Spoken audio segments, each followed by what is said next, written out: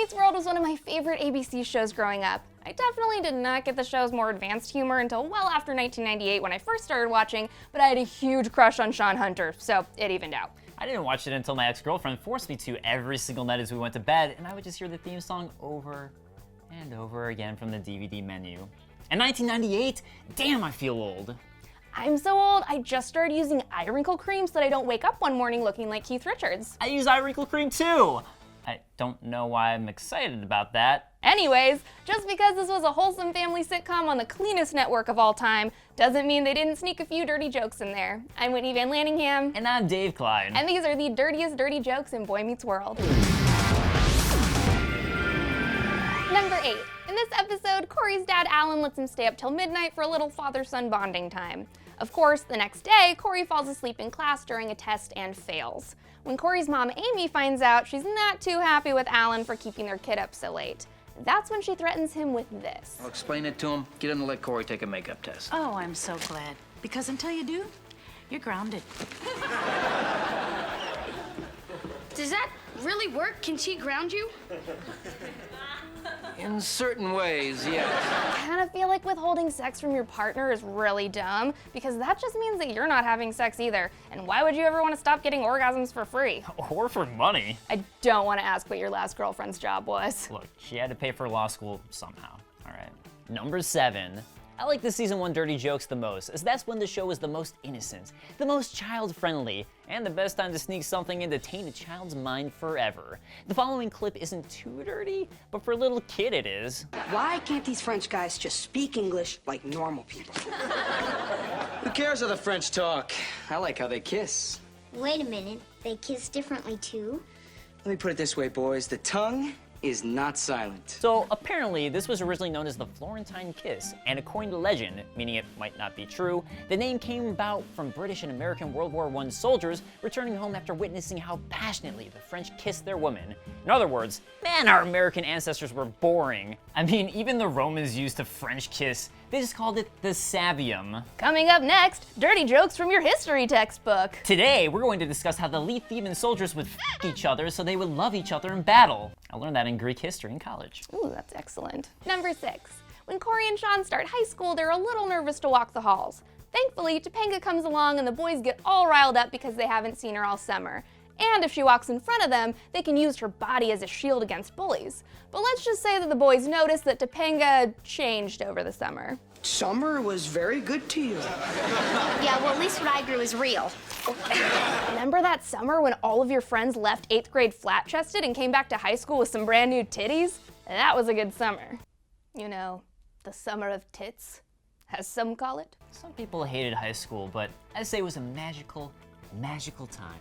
It's like the famous 90s philosophers in the Bloodhound Gang once said, hooray for boobies. Covered like my Waffle House hash browns. Want you smothered, want you covered, like my Waffle House hash browns. Come quicker than FedEx, never reach an apex. That's a good choice. Number 5. When Corey and Topanga are planning their wedding, Eric is the obvious choice for best man, being Corey's brother. He then accidentally sets a whole lot of things on fire, and Corey decides Sean will be the best man. Upset, Eric decides if he can't be the best man, he'll be the groom. Topanga, I love you.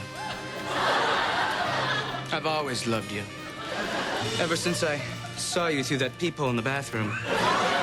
So, that's weird. Let me remind you that Eric is Corey's brother and was spying on Topanga through a peephole. That goes beyond breaking the guy code. Furthermore, where do people find these peepholes? I've gone my entire life without seeing a single thing that could work like a peephole. So you've never seen the hole in the wall where the men can see it all? Is that when a guy puts his dick through a hole in the bathroom stall so that another dude on the other side can and on his dangle? Just don't try to use one of the bathrooms at Golden Gate Park, okay? Number 4.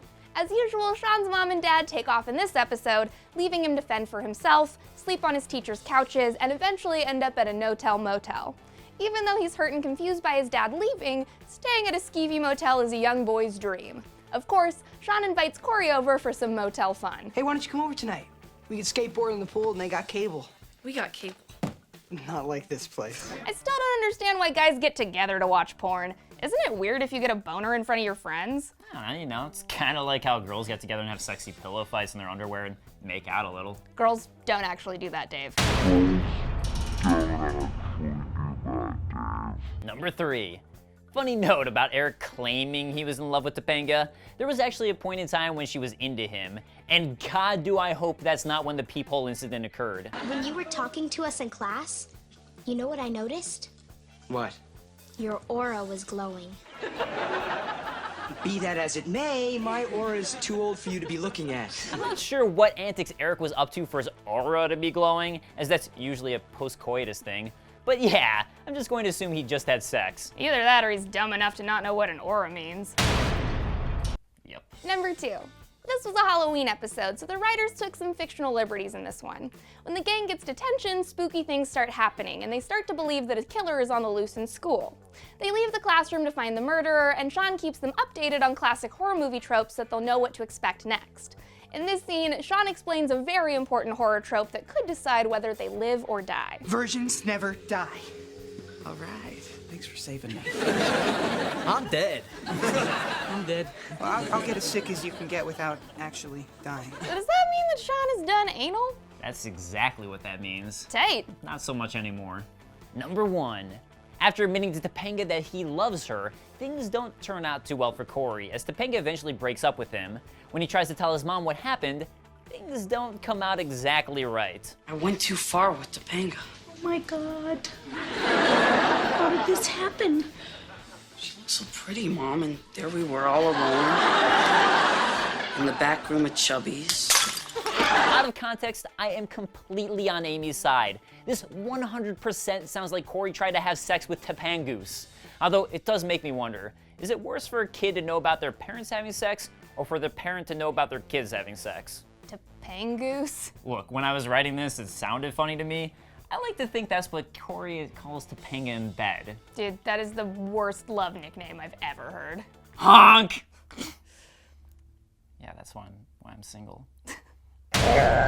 These are just some of the dirtiest dirty jokes in Boy Meets World, but we want to know what you guys think in the comments. Like and subscribe to Nerdwire, and we'll be back next week to ruin your childhood. Hey you, what's happening? Where's Whitney? I don't know. Maybe I do know. I'm probably just on crack cocaine. That's Sorry where she for was. holding up. That's where she was. Yeah. Yep.